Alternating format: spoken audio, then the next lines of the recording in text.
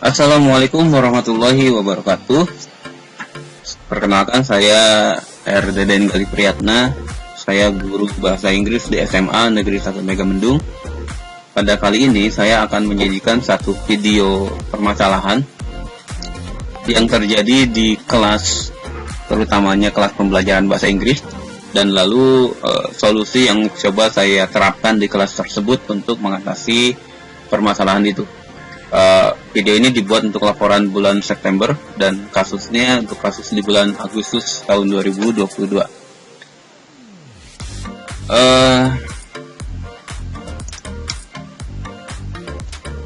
Permasalahannya adalah siswa tidak berani untuk berbicara banyak dalam bahasa Inggris ketika pembelajaran bahasa Inggris. Ini dikarenakan pertama adalah kosakata siswa yang terbatas. Yang kedua, selain kosakata siswa yang terbatas, permasalahan juga karena siswa tidak berani, takut atau malu untuk berbicara, untuk ngomong di depan teman-temannya yang lain di kelas. Nah, ini saya coba menerapkan satu solusi untuk coba mengatasi permasalahan ini. Solusi yang saya terapkan adalah dengan saya coba membuat game, di mana game tersebut peraturannya adalah sebagai berikut. Siswa dibagi menjadi 4 kelompok. Kenapa 4 kelompok? Saya ambil gampangnya saja supaya pembagiannya gampang, yaitu per baris. Baris pertama, baris kedua, ketiga, dan keempat. Jadi tidak makan waktu lagi untuk membagi kelompok terlebih dahulu. Yang kedua, kemudian siswa diberikan satu masalah, satu problem, lalu siswa diminta untuk beropini, karena ini berkaitan dengan kebetulan juga materinya tentang making an opinion in English. Jadi siswa diberikan diberikan kesempatan untuk beropini, berpendapat tentang hal tersebut. Aturan yang ketiga adalah siswa masing-masing kelompok memberikan opininya dalam bahasa Inggris, diberikan waktu. Kemudian, poin yang keempat nih, aturan yang keempat adalah poin yang diberikan kepada masing-masing kelompok itu berdasarkan seberapa banyak kata yang mereka gunakan atau ucapkan ketika menyampaikan opini mereka tersebut. Misalnya ketika siswa beropini kemudian berbicara dengan 8 kata-kata, maka dikasih tuh di papan tulis, ditulis ada 8 poin berarti. Nah, capaian 8 kata itu, 8 poin itu akan kalah oleh kelompok yang lain kalau ada kelompok yang lain yang berbicara lebih dari 8 kata. Jadi aturannya simpel banget. Misalnya ada kelompok lain yang berbicara dengan 15 kosakata, dengan 15 kata, maka yang tadi yang tertinggi 8 kata itu kalah oleh yang 15 kata. Dan demikian seterusnya. Kalau ada kelompok lain juga yang berbicara lebih banyak, 16 kata, 17 kata, maka kelompok yang tadi dapat 15 kata itu kalah. Seperti itu, aturannya sederhana banget. Nah, kemudian ada terakhir hukuman yang diberikan kepada kelompok yang kalah atau yang poinnya paling sedikit. Tentu saja hukumannya tidak hukuman yang serius ya, hukuman yang ringan dan hiburan saja sifatnya hukumannya. Nanti ada video bagaimana mereka ketika sedang menerima hukuman dari teman-temannya, dari teman-temannya yang menang gitu. Nah, capaiannya yang saya capai di kelas, awalnya siswa menyampaikan opininya hanya dengan kata-kata yang terbatas ya, dengan dalam 3 kata atau 4 kata gitu, paling banyak 4 atau 5 kata. Kemudian disusul oleh kelompok lain, karena mereka ingin lebih unggul dari kelompok yang lain gitu. Kemudian masing-masing kelompok melalui perwakilannya, yang mana perwakilannya itu bebas, jadi mereka hanya tinggal ngacung saja untuk berbicara. Jadi tidak ditunjuk perwakilan yang kaku gitu, satu orang perwakilan misalnya yang boleh berbicara. Jadi semua anggota kelompok boleh berbicara. Nah, karena mereka ingin mengungguli kelompok lain, maka mereka akan berbicara lebih banyak dalam kosakata yang lebih banyak dalam bahasa Inggris, kalimat yang lebih panjang gitu. Nah, awalnya yang tadi hanya 3 kata, 4 kata, 5 kata, lalu mulai bertambah tuh, ada yang sampai 20 kata, ada yang 30 kata, ada yang berbicara bahkan dalam 50 kata ketika dihitung. Nah, tentu saja saya ketika proses game tersebut berjalan, saya harus meluruskan kalau ada yang salah. Misalnya ada penggunaan kata sambung yang salah, ada penggunaan kata yang salah misalnya, saya tetap harus meluruskan ketika proses gamenya, proses pembelajarannya berlangsung saat itu juga, supaya tidak lupa dan tidak berlarut-larut dan tidak dianggap bahwa itu benar oleh siswa gitu.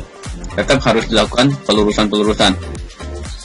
Nah, kemudian hasilnya bagaimana? Hasilnya yang diraih dengan penerapan game tersebut, ya alhamdulillah siswa jadi lebih terpacu, siswa jadi lebih berani untuk berbicara lebih panjang, berbicara lebih banyak, siswa jadi lebih terangsang untuk berpikir, membuat narasi kalimat, membuat redaksi kalimat yang lebih panjang, yang lebih banyak kosakatanya dalam satu kerangka, dalam satu ide utama gitu tentang permasalahan tersebut gitu. Nah, ini biasanya berulang-ulang.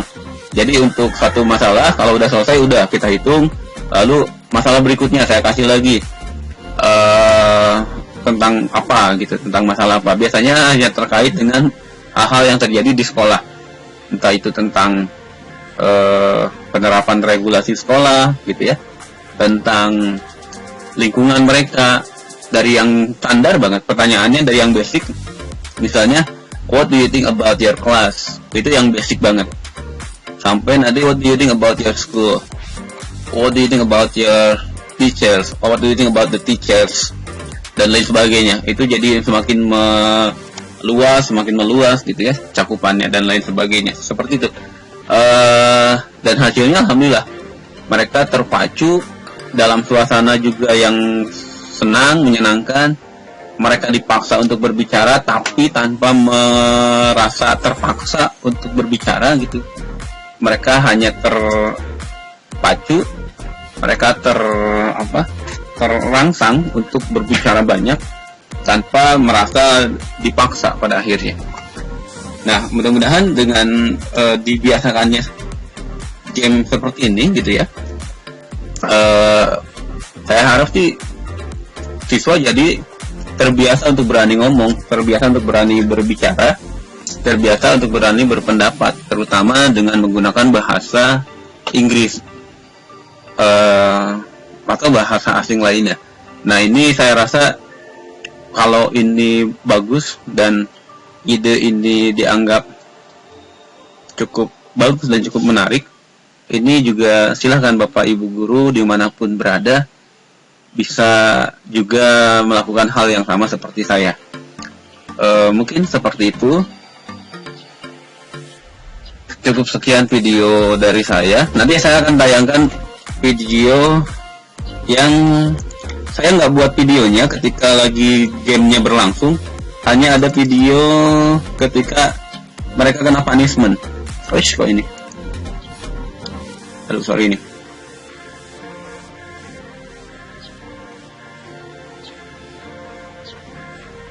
Saya tidak membuat video prosesnya ketika sedang melaksanakan gamenya.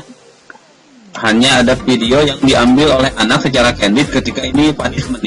Jadi kelompok yang kalah, mereka mendapatkan punishment, harus cium tangan ke kelompok yang menang, gitu ya. Ini tentu saja untuk seru-seruan saja, tidak perlu dipandang sebagai merendahkan harkat dan martabat siswa, gitu ya. Tidak perlu berlebihan seperti itu, berpikirnya ini hanya seru-seruan.